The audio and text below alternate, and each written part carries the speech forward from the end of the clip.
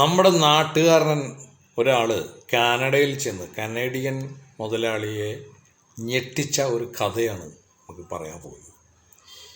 ഷിബു എന്നാണ് ഇദ്ദേഹത്തിൻ്റെ പേര്. ഷിബുവും ഭാര്യയും കൂടിയിട്ട് കാനഡയിലേക്ക് കുടിയേറി. ഷിബുവിൻ്റെ ഭാര്യ നേഴ്സായതുകൊണ്ട് അവിടെ ഒരു വൃദ്ധന്മാരെ നോക്കുന്ന ഒരു ക്ലിനിക്കിൽ ജോലിക്ക് കയറി. ഷിബു അവിടെ തൊട്ടടുത്ത് തന്നെയുള്ളൊരു പെട്രോൾ പമ്പിനോട് ചേർന്ന് തന്നെ നല്ലൊരു വലിയൊരു സൂപ്പർ മാർക്കറ്റ് ഉണ്ട് തിരക്കിടില്ലത്, അവിടെയും ജോലിക്ക് കയറി. അങ്ങനെ 2 ദിവസം കഴിഞ്ഞ് കഴിഞ്ഞപ്പോൾ കനേഡിയൻ മുതലാളി ഈ സൂപ്പർ മാർക്കറ്റിൽ വന്ന് വിസിറ്റ് ചെയ്തിട്ട് ഷിബു പുതിയ ആളല്ലോ, ഷിബുവിനെ വിളിച്ചു ഓഫീസിലേക്ക്. എന്നിട്ട് പറഞ്ഞു, എങ്ങനെയുണ്ട് ഇന്നത്തെ ദിവസം, ഇന്ന് എത്ര പേരെ അറ്റൻഡ് ചെയ്തു, എത്ര പേരായിട്ട് സംസാരിച്ചു, എങ്ങനെ സെയിൽ ചെയ്തു എന്ന് ചോദിച്ചപ്പോൾ അദ്ദേഹം പറഞ്ഞു, ഞാനൊന്നും ഒരാളെ കണ്ടോളൂ എന്ന് പറഞ്ഞു. ഒരാളെയോ? ഇവിടെയുള്ള ആളുകളൊക്കെ ഒരു ദിവസം 20-30 ആളുകളൊക്കെ കാണുകയും സെയിൽ ചെയ്യുകയും ചെയ്യും. നീ ഒരാളെ കണ്ടിട്ടുള്ളൂ എന്ന് ചോദിച്ചപ്പോൾ ഞാൻ ഒരാളെ കണ്ടിട്ടുള്ളൂ എന്ന് പറഞ്ഞു. അത് പോരാ എന്ന് പറഞ്ഞു. അങ്ങനെ നോക്കുമ്പോൾ എന്നിട്ട് പോട്ടെ, ഇതിപ്പോൾ ഇന്നിപ്പോൾ എത്ര രൂപയുടെ സെയിൽ നടത്തി ആ ഒരാളായിട്ട്? അപ്പോൾ ഷിബു പറഞ്ഞു, ഞാനിന്ന് $9,35,000 കച്ചവടം നടത്തിയെന്ന് പറഞ്ഞു. അപ്പോൾ ഈ മുതലാളി ഞെട്ടിപ്പോയി. ഇത്ര വലിയ കച്ചവടം ഒരാളിൽ കൂടി നീ നടത്തിയോ? ഓ വണ്ടർഫുൾ, നിന്നെ സമ്മതിക്കണമല്ലോ. അത് ശരി, അപ്പോൾ ഈ ഒറ്റ ആളിൽ നിന്ന് നീ ഇത്രയും എമൗണ്ട് എങ്ങനെ വസൂലാക്കി, അതൊന്ന് പറഞ്ഞേ എന്ന് ചോദിച്ചപ്പോൾ ഷിബു പറഞ്ഞു, ഞാൻ ഒരാൾക്ക് ഒരു ചൂണ്ട വിറ്റു. ചൂണ്ട വിറ്റ് എത്ര രൂപ കിട്ടും? ചൂണ്ട വിറ്റു, നിങ്ങൾ തിരക്കുടിക്കരുത്, ഞാൻ പറയാം. അതായത് ഒരാൾ ഇവിടെ ചൂണ്ട മേടിക്കാൻ വന്നു.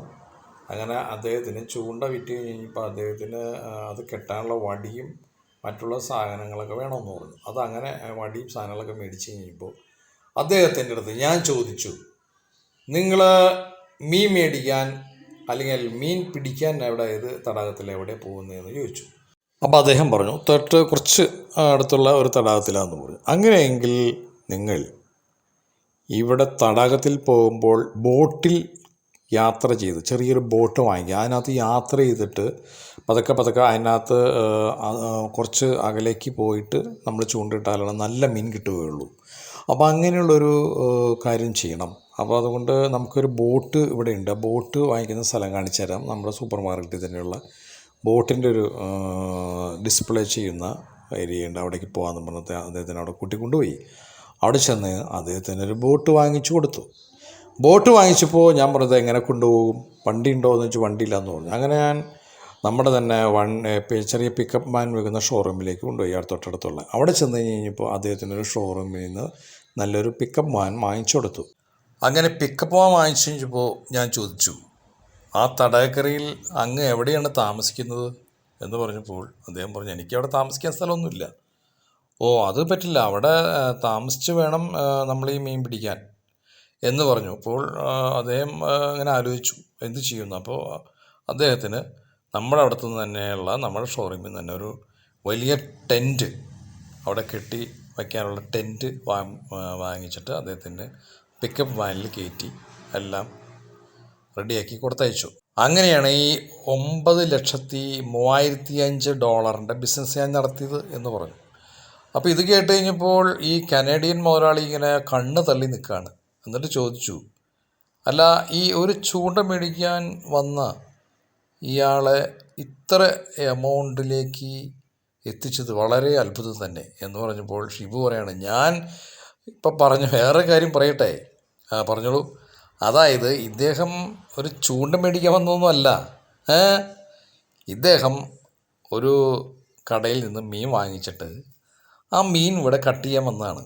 അപ്പം ഞാൻ പറഞ്ഞു, സാർ, ഈ മീൻ ഒക്കെ ഇങ്ങനെ കടകളിൽ നിന്നൊക്കെ വാങ്ങിച്ചു കഴിഞ്ഞാൽ ഇതിനൊക്കെ പല വിഷമൊക്കെ അടിച്ച് പല കെമിക്കലൊക്കെ അടിച്ച് കേടാവാതിരിക്കുന്ന സാധനങ്ങളാണ്.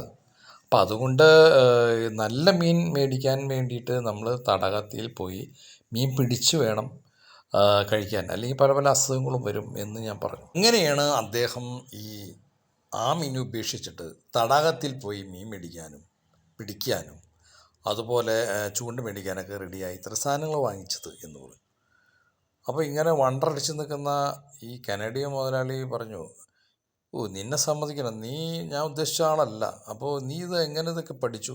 ഇത്ര വലിയ സെയിൽസൊക്കെ ചെയ്യാൻ, ഒരാളെ ഇത്രയും വലിയ ഒരു ബിസിനസ്സൊക്കെ ഡീൽ ചെയ്യാൻ, ഇത്രയും സാധനങ്ങളൊക്കെ ഇടിപ്പിക്കാനായിട്ട് നീ എവിടെ നിന്നാണ് അതിൻ്റെ ട്രെയിനിങ് ഒക്കെ നേടിയത്? എന്ത് ബിരുദമാണ് നീ നേടിയിരിക്കുന്നത്? എങ്ങനെയാണ് ഇതൊക്കെ കഴിഞ്ഞത് എന്ന് ചോദിച്ചപ്പോൾ അദ്ദേഹം അതിന് ഉത്തരം പറഞ്ഞു. ആ ഉത്തരം കേട്ട് കഴിഞ്ഞപ്പോൾ ഇന്ത്യക്കാരെല്ലാവരും ഇത് കേട്ടിട്ട് ഇതിൻ്റെ ഈ ആ, ഇദ്ദേഹം പറഞ്ഞ ആ വോയിസ് കേട്ടിട്ട് ഇന്ത്യക്കാർ ഇത് കേട്ട് കഴിഞ്ഞപ്പോൾ ഞെട്ടിപ്പോയി.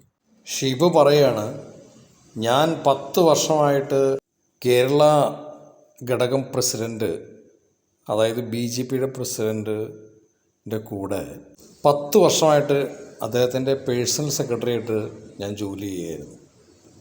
അവർ ചെയ്യുന്ന ചില കാര്യങ്ങൾ കണ്ടിട്ടാണ് ഞാൻ ഇതൊക്കെ പഠിച്ചത്. കാരണം അവർ 10 വർഷമായിട്ടും പറഞ്ഞുകൊണ്ടിരിക്കുന്നത് ഇനി BJPക്ക് ഈ ഇലക്ഷനിൽ 10 സീറ്റ് കിട്ടും, കേരളത്തിൽ 10 സീറ്റ് ഈ ഇലക്ഷനിൽ കിട്ടും, അങ്ങനെ നമ്മൾ ഒരു ഭരിക്കാൻ പ്രാധാന്യം കൊടുക്കുന്ന ഒരു കക്ഷിയായിട്ട് മാറും എന്നൊക്കെ പറഞ്ഞുകൊണ്ട് കേന്ദ്രത്തിലെ മണ്ടന്മാരിൽ നിന്നും കോടികൾ അടിച്ചു മാറ്റിക്കൊണ്ടിരിക്കുകയാണ് അവർ.